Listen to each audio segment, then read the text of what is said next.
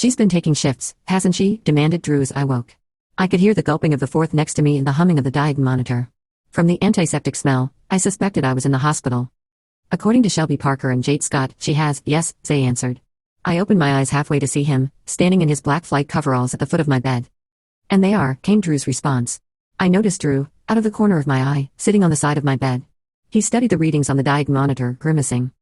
Shelby Parker has been Alex's company clerk for the last 5 years, and a research assistant with the IIB for the last 3, Zay advised him, watching me look around, and Jade Scott is the first officer of the LVN. Why didn't she just obey my orders? Drew required, eyes still glued to the diet monitor. Have you met Alex, doctor? She does not follow orders given by anyone ranked lower than her, he responded, smirking. He kept his eyes on mine. She barely follows the orders of people ranked higher than her. At least that hasn't changed, he muttered under his breath. We are short-staffed because we send officers to help at the front lines, I interjected, looking from Drew to Zay and back again several times. Did you really think I wouldn't get into the trenches to help out? We have vessels that need to be repaired. I closed my eyes for a moment, then opened them.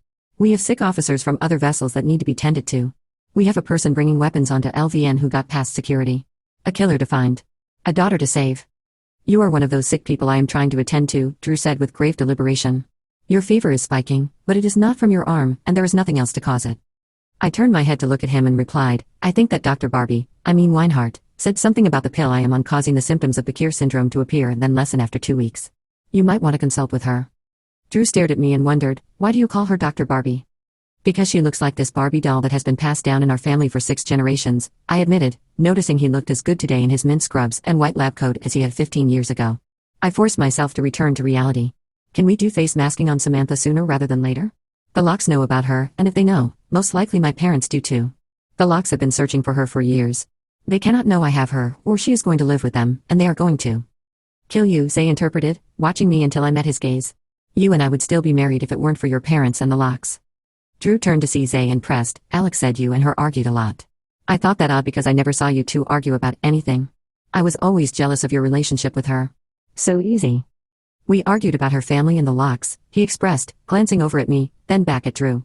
They are manipulative and controlling, and will do whatever they can to get what they want.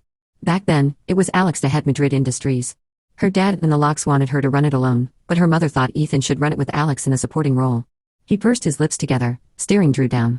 We have to keep Alex and Samantha safe, Drew. You and I have never got along, but I know that is the one thing we can agree on.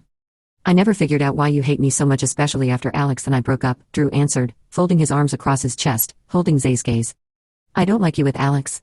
She is special and deserves someone who loves her and puts her first, Zay explained, glancing over at me, then returned his eyes to Drew, but I suspect you never thought she was cheating when she disappeared all those times. I believe you blamed her, maybe on a subconscious level, for what happened to Dominic.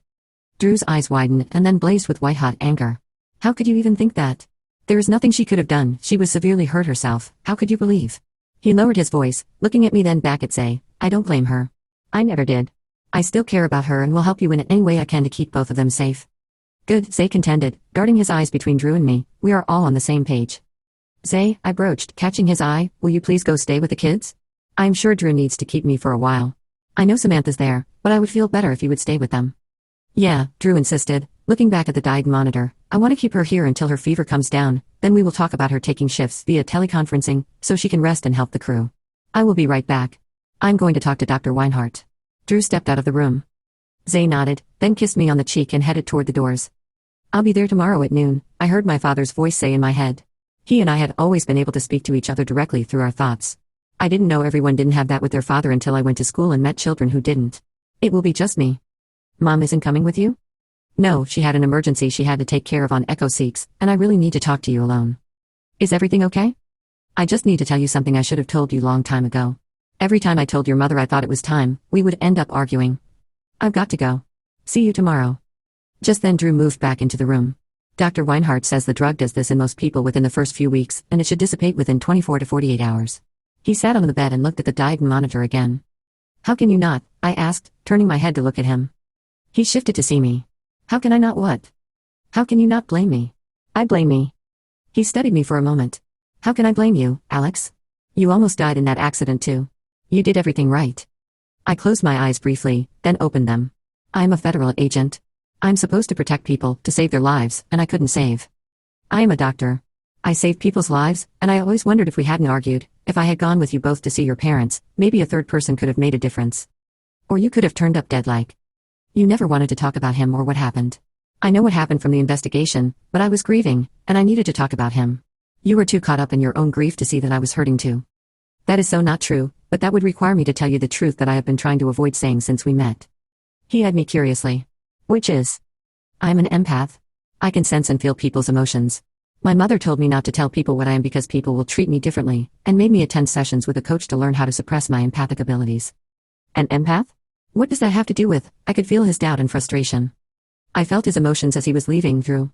The terror, the sadness, the relief. I have relived it every single day. It got so bad that I started seeing Dr. Dakota. Drew opened his mouth. I put my hand up to stop him. Whenever I was with you after it happened, I felt your grief so strongly and mine as well. It was overwhelming, so I kept taking assignments with the project. I wanted to only feel my own grief for a little bit.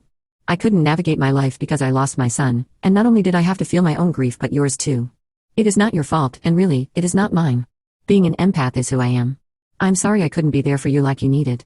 Drew took my hands and expressed, I'm sorry. I'm sorry you had to go through that alone. I know working through my own grief was agonizing. I can't even begin to imagine what it was like for you. He took me in his arms and held me. I laid my head on his shoulder and whispered, I cannot lose another child. That is why I am fighting for Samantha. I cannot have her repeat my life. Is she an empath too? Or do you not know yet? It was quite evident from the beginning. I am not surprised. Ethan was one too. I think that is why he and I were such good friends. We understood each other. He broke away from me and admitted, speaking of her father, the autopsy revealed something interesting. He had a large gash on the back of his head with wood participles in it. Like someone hit him on the back of the head with a bat or a wood plank? Possibly, but it was what was in his bloodstream that is the most telling part. I motioned him to continue. He had a drug in his system, Rigalane, which at high doses kills the person instantaneously.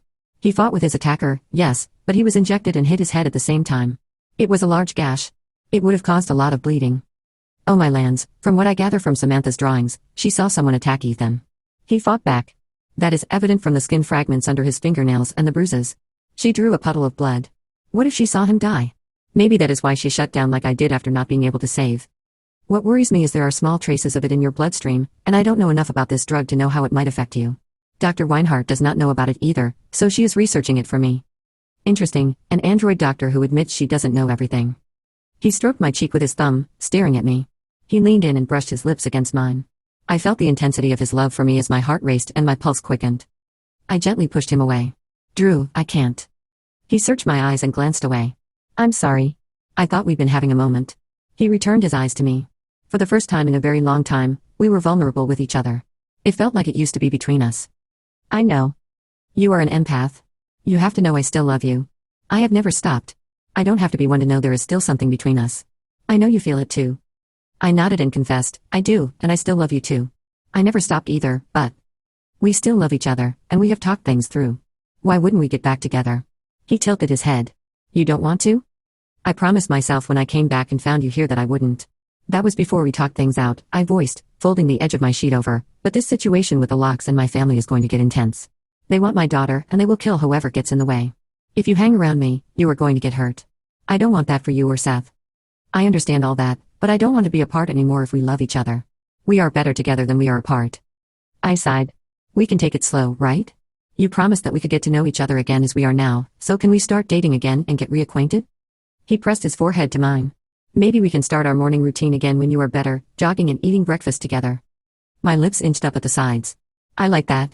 Perhaps we could have dinner and watch a movie with all the kids. I'm okay with all the wholesome, getting to know you and the family states, but what I am asking you to do is commit to working things out with me. I'm asking you to commit to putting us back together. Yeah, I get that, and I am on board. I leaned in and gave him a long and lingering kiss. He returned my kiss, deepening it, then we started exchanging kisses for the next few minutes.